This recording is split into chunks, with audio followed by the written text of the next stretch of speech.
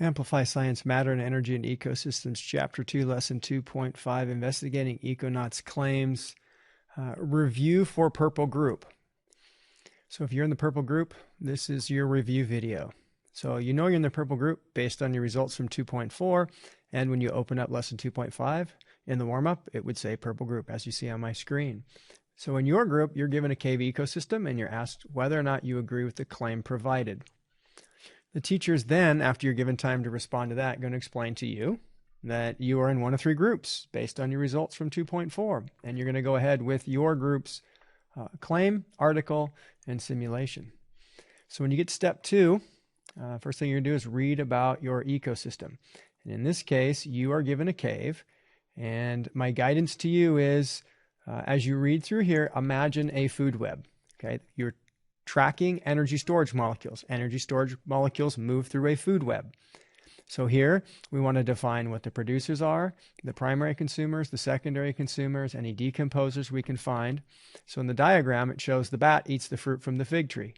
Fig tree is a tree, it's a producer, it needs sunlight. So it's making energy storage molecules that are then eaten by the bats. The bats then have droppings that fall down. They're eaten by the millipedes. The droppings also provide nutrients in the water that the fish can consume, and then the crawfish can feed on the fish or the nutrients directly as well. And you get all that by the captions underneath each of the images of the organisms. They tell you what their role is in the ecosystem. This way you know which way the energy storage molecules are flowing. Then you move on to step 2, and you're going to use the simulation to test what's going on. And in this case, they ask you questions. They give you very specific directions. Press play. You're running it with sunlight. So I come back here to the simulation, and in the upper left hand, once I hit play, I can adjust the sunlight. So I'm going to run it with sunlight and watch what happens. What you should see happen is what you've seen in the simulation before. The producers should be producing energy storage molecules. When you hit view cell, you should see that in the chloroplast. You should see water and carbon dioxide coming in and energy storage molecules and oxygen going out. Okay, so again, water and carbon dioxide going in, energy storage molecules and oxygen going out.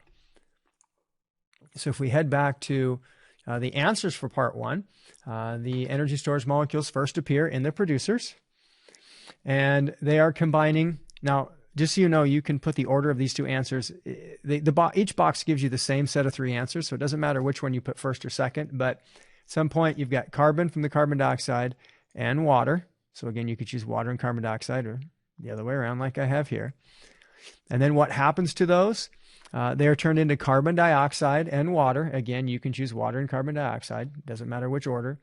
And then note that the carbon dioxide then moves into the air as abiotic or non-living matter. Then you're going to come down to part 2 and run it without sunlight and let it run for 100 time units.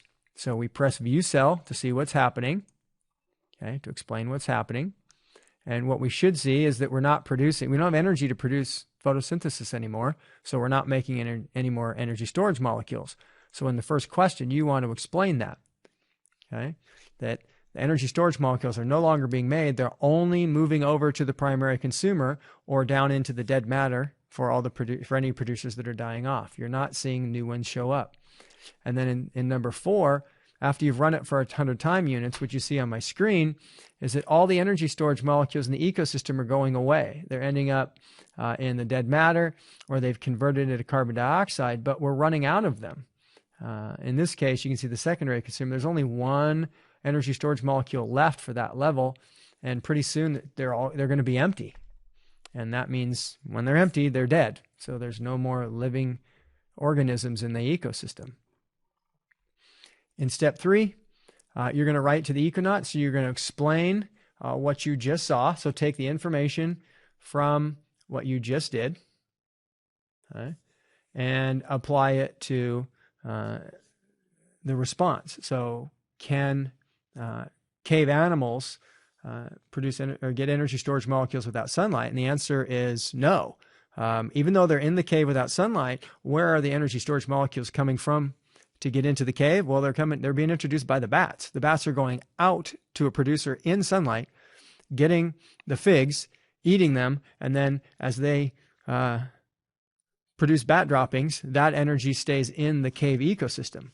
If the bats were no longer bringing energy in from the fig tree, then the cave ecosystem would possibly collapse. Be sure to hand that in.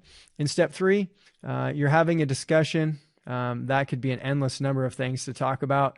But, at this point, you need to know what these terms mean. For the homework, okay, it just says go back and finish your response to the Econauts if you have yet to finish it. In other words, if you have a discussion with somebody and you learn stuff, you can go back and add it to your answer there in step 2, explaining what was going on in the cave to the Econauts. And then in step 5, you have a self-assessment. There was a second page to step 4, so I want to go back and cover that. They ask you 3 questions about these, what they call glacier mice, or these small mini ecosystems that are blowing around in this moss. So I've highlighted answers to each of these 3 questions on the right. So describe how glacier mice are a complete ecosystem. And it says here, well, one glacier mouse can be home to hundreds of microscopic organisms. After a while, each glacier mouse becomes a complete ecosystem. So the moss is the producer, and then all the animals that live on it, the consumers, then create a whole ecosystem. What does it mean to define the boundaries of an ecosystem? In the chapter below, the water bear, and you might also know them as tardigrades. This is kind of their actual name. When scientists study ecosystems, they must define the boundaries of what they're studying. They have to say where one ecosystem stops and another one begins. So the edges of the glacier mouse are the edges of this ecosystem. That's where it's different from the surroundings. And then the third question, what is one way that the surrounding system can affect the glacier mouse ecosystem?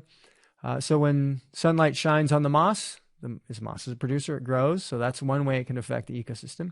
Glacier mouse ecosystems also exist as part of a larger ecosystem of the glaciers in which they're located. When an animal ventures out onto the glacier, so in other words, leaves the glacier mouse and goes on the glacier, it's blown to a new location. That's another way, and it can have an effect on the overall glacier mouse ecosystem. So there are some ideas that you could have for answers. Step 5, self-assessment. Those are asking you questions about how you feel about your knowledge, so I can't really give you an answer key there, but hand that in, and that's the Purple Group 2.5.